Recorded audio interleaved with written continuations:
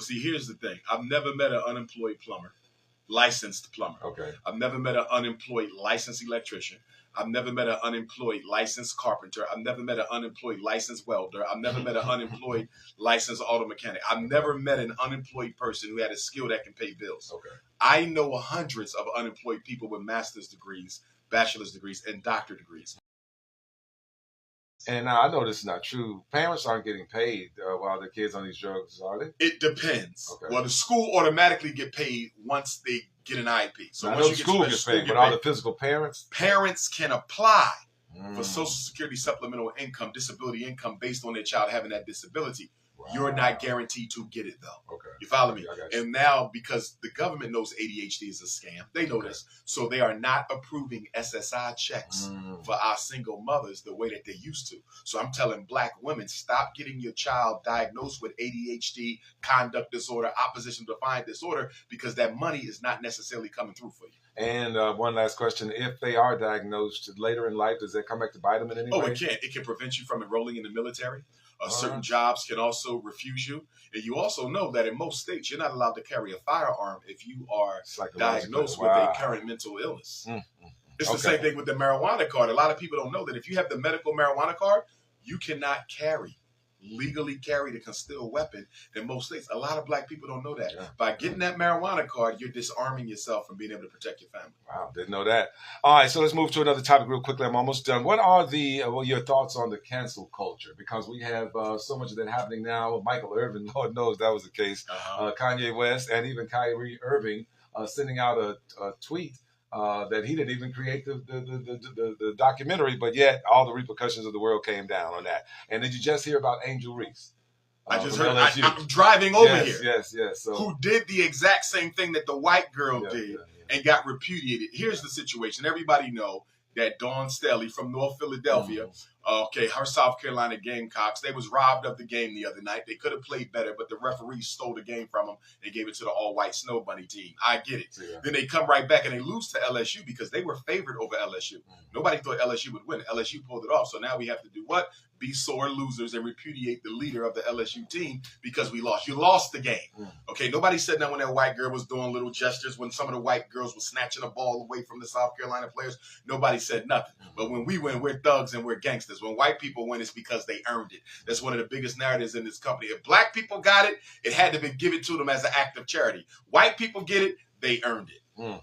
Total racism. All right, so now with the Michael Irvin situation, I thought that was very unfortunate too, because he did absolutely nothing wrong when you look at that video. But what it shows you is that you are guilty before you even go to a trial. Yeah, you're guilty until proven innocent if they'll even allow you the opportunity to be proven innocent. They wouldn't even show him the video. Absolutely. And he said ESPN asked him to leave. Right? Yeah, they cut him off the Super Bowl cover. Just because of the allegation of a white female, your whole life can be destroyed. You just saw with my brother who played in Creed and Ant-Man. What's Jonathan Majors? Just because of the allegation, we will destroy you. That speaks to the white female privilege in this country and the oppression of the black male. And for the life of me, I don't know why our black men keep going after these snow bunnies, because nothing good is coming out of this. They're literally destroying people's careers every day. You focused on those. I was going to ask you, what are the fine points of focus for any organization that deals with people of color? In other words, if you are organizations like the Black Caucus or the NAACP or the Urban League, what are some of the pillars that they should be addressing? And for us lay people, if we see they aren't, we can use as barometers to know that this may not be the best vehicle for our interests. If nothing else, education and economics. Okay. If nothing else, because you can't move forward without them. Okay. If you don't prepare black children in the leadership of the community and how to effectively rebuild the community, there's no future. If there's no investment in the children, there's no future. And right now, the black community has almost no investment in their own children using their own dollar. So that's number one. Economics. We have to understand that the reason why we got so much crime in the major cities is because black men need work. A lot of this crime is based on economic desperation. And every time we have a conversation about crime, they talk about more prisons and more police. Everybody knows that does not deter crime, but it does give jobs to white people. You see, it's an economic scam is what they're running by putting police and jails into operation when we talk about crime. Where's the entrepreneurial opportunities? Where's the economic stimulus packages? Barack Obama gave trillions of dollars to Wall Street. You ain't got a couple million for black males whose ancestors actually built the country. So I think black people have to step away from the matrix, flip this on itself, look at itself, and redirect our focus away from civil rights to economic rights. And of course, that was the rage back in the 60s and 70s, of course, when black men in general made more money in the Humcos and Kimberly Clarks and those corporations than generally probably we are making now. Absolutely, absolutely. Degrees. When they took the industrial building trade programs out of the high schools, that was the beginning of the mass incarceration of black males. They knew what they were doing. They did it on purpose. And I think that there needs to be a concerted effort by city council, by the Tennessee state legislature, by the governor, by the mayor, to put the building trade programs back into the school. And when we say put them back, we don't just mean a few plumbing classes. I want to be clear. Because what a lot of school districts are doing is they're giving the kids a few plumbing classes, a few carpentry classes, a few electric classes. Give them the full curriculum required by the state that allows them to sit for their license after graduation. We want the full training, preparation, not just no introduction. Give them the preparation, because that's what the white boys are getting. I just went and looked because I wanted to. I'm big for unraveling. You know, once you figure out how we got there, then we can figure it out and do something different. You know, to do something in the future.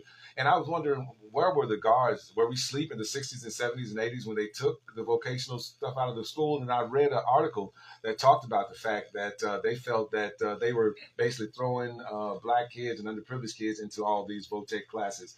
And when they got out, they weren't well-rounded enough. In other words, they only knew about this one trade, but if there was no job in that trade, they were useless for the rest of the world. And so there may be some validity in that. And I was just trying to figure out how we got there and what should we be focusing on as parents? Because again, to your point earlier, we give the educational institution the full Monty of our kids. We give the church the full access to our kids and tell them we give everybody our kids. And then, you know what I'm saying? So how can we as parents begin to help our own selves to come out of this drama? Well, see, here's the thing. I've never met an unemployed plumber, licensed plumber. Okay. I've never met an unemployed licensed electrician.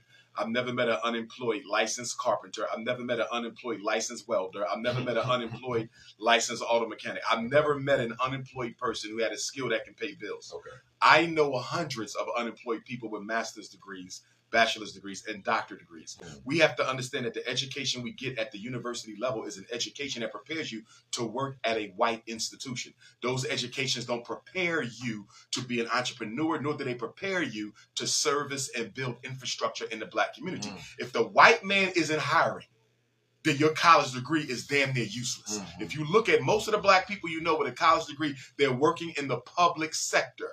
Teachers, civil service, government, politics, child advocacy, child welfare is something government funded, because white corporate America does not hire black people. There would be no black middle class if the government didn't make one themselves through these public sector jobs. But when you have a skill that can pay the bill, you can always feed your family. You can always feed your family. I believe that that a lot of the ills are us not knowing ourselves. And so I know you dabble in the metaphysical and that kind of thing of that nature. Black people needing 7 to 14 minutes of sunlight every day. Is that really important? Sun gazing, it's very is that important, nature? especially for us because we're melanated beings. Okay. So the relationship between African people and the sun is a very profound one. This is why in ancient Kemet, our ancestors actually used the sun as the primary symbol for God.